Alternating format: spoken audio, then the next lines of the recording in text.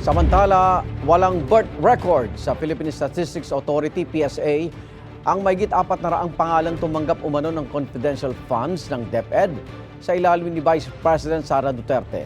Kasama sa mga kinwestiyon sa House Committee on Good Government and Public Accountability, ang mga resibong iisa lang ang pangalan, pero magkakaibang address at pirma. Meron ding pareho ang pirma pero magkaiba naman ang pangalan. May unang balita si Jonathan Andal. Nakapangalan sa isang Alice Crescencio ang tatlong resibo na ito pero ang pirma at address magkakaiba. Kina Sally at Sheila naman ang mga resibong ito. Magkaiba ang pangalan pero pareho ang pirma. Mga bagong resibo ito na kinikwestiyon ng mga kongresista. Medyo kalokohan na po ito. Ay itong mga taga-pirma o tagagawa nitong mga ARs na ito ay hindi coordinated. And because of this, Mr. Chair, I believe that this receipt was again merely fabricated. Base sa datos ng Philippine Statistics Authority, walang record ng kapanganakan ng mahigit 400 pangalan na tumanggap ng confidential funds mula sa Department of Education sa ilalim ni Vice President Sara Duterte. Kabilang na si Alice Crescencio, pati si Cocoy Villamin na magkaiba ang pirma sa mga resibo. Nauna na rin kinumpirma ng PSA na walang birth record sa kanila, si Mary Grace Piatos. Out of 677 individuals, 405 ay walang birth certificate o walang record sa birth certificate o pwede nating sabihin na non-existent. Ang ibang pangalan may record sa PSA pero maraming kapangalan. Nasa 612.5 million pesos na confidential funds ang hinahanap ng mga mambabatas kung saan ginastos. Sa ngayon, makaraan ng 8 pagdinig, tinatapos na muna ng komite ang investigasyon nila sa confidential funds ni VP Sara. Ito'y para bigyang daan muna ang impeachment laban sa bise na confidential funds din ang tinutumbok.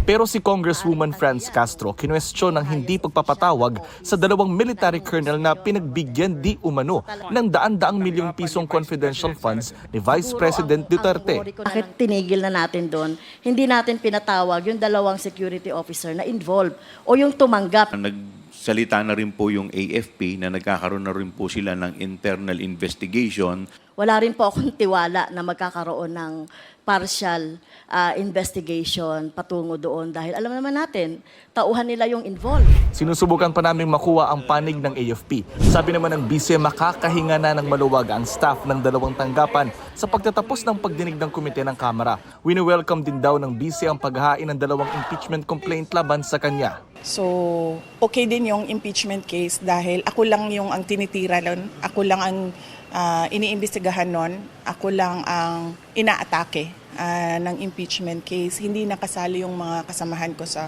Office of the Vice President and yung mga dati kong kasama sa Department of Education. Masagot na ng final kung ano yung mga inaakusa nila sa akin. Kasama sa grounds ng mga impeachment complaint ang kinikwestyong paggamit ng confidential funds ng Office of the Vice President at ng DepEd, pati na ang mga naging pahayag ng BICE laban kina Pangulong Marcos, First Lady Liza Marcos at House Speaker Martin Romualdez. Sabi ni House Secretary General Velasco sa isang mensahe, posible raw na maghain ng ikatlong impeachment complaint ng isang religious group laban kay Vice President Duterte. Pero nangangamba ang ilang kongresista na baka kapos na sa oras para sa impeachment. Bukod sa Christmas break, malapit na magsimula ang kampanya para sa eleksyon 2025. I agree with some of my colleagues position na medyo kukulangan ng oras. Remember, yung practicality nung time kasi, December na ngayon. Ang concern ko talaga is yung time. Kung possible pa because of the time. Diba? We have to face reality.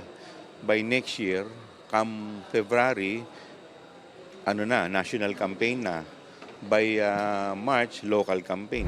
Hawak pa rin ng Secretary General ng Kamara ang 2 impeachment complaint na inihain laban sa BICE. Panawagan ng Makabayan Bloc na nag-endorso at nangangalap ng pirma para sa pangalawang impeachment complaint, bigyan ng pagkakataon ng impeachment. Pinaharap din ng BICE sa National Bureau of Investigation sa December 11 matapos ng hindi makadalo noong November 29. Pero sabi ni Vice President Sara, hindi pa rin siya makakapunta sa bagong schedule. Pagkakaintindi ko sa explanation ng mga abogado ko sa investigation ng NBI ay pwede namang hindi pumunta. Pwede naman mag-submit na lang daw ng sulat or affidavit. Pangalawa, meron kaming Thanksgiving na mga activities sa December 11. And pangatlo, after nung Thanksgiving activities namin, ay pauwi din ako dito sa Davao City para maglibing ng uncle ko. Ito ang unang balita. Jonathan Andal para sa GMA Integrated News. Igan, mauna ka sa mga balita, mag-subscribe na sa GMA Integrated News sa YouTube para sa iba't ibang ulat sa ating bansa.